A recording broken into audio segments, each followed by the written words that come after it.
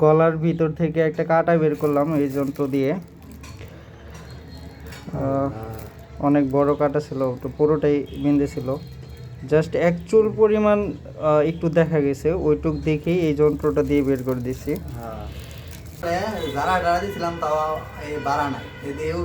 মানে আপনার গতকাল সকালে এই কাটাটা গলার ভিতরে ঢুকে পড়ছিল না, এর মধ্যে আপনি বের করতে পারেন না, আপনি মধ্যে বাচ্চা তাও খালি নড়াইছি কিন্তু বাড়া নাই।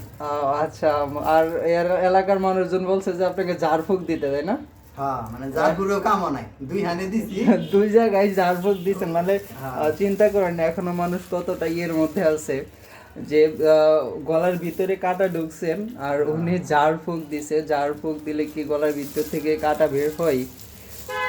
তো স্বাভাবিকভাবেই বের হবে না।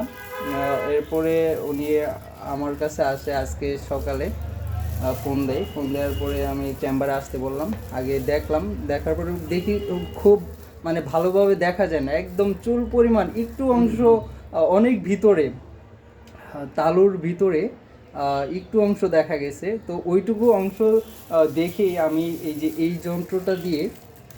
যন্ত্র দিয়ে খুব সহজেই বের করে দিলাম। আপনার এটা বের করতে কয় সেকেন্ড সময় লাগছে? সর্বোচ্চ 2 সেকেন্ডের মধ্যে বের করে টান দিয়ে বের করছি। তো ধন্যবাদ। ঠিক আছে, উনি খুব ঘাবড়াই গেছিল এই গলার ভিতরে কাটা নিয়ে। তো একটা দিন প্রায় মানে উনি 24 ঘন্টা পার করছে গলার ভিতরে কাটা নিয়ে, অনেক কষ্টে ছিলেন। এরপরে আমার চেম্বারে এসে এখন আলহামদুলিল্লাহ গলার কাটা থেকে মুক্তি পাইলো। তো আপনার বাসা কোথায়?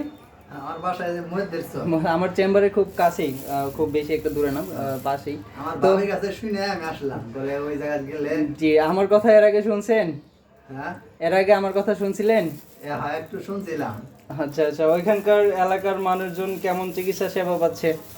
ভালোই। আমার ভাই বউ ওইদিকে, হ্যাঁ ওইদিকে অনেক রুগী আছে আমার। তো ধন্যবাদ সবাইকে। কানের ভিতরে বা গলার ভিতরে কোনো কিছু ঢুকে থাকলে কারোর, আমার চেম্বারে আসবেন ইনশাল্লাহ। আমার চেম্বার ভাবকি বাজার, মেলান্দহ, জামালপুর।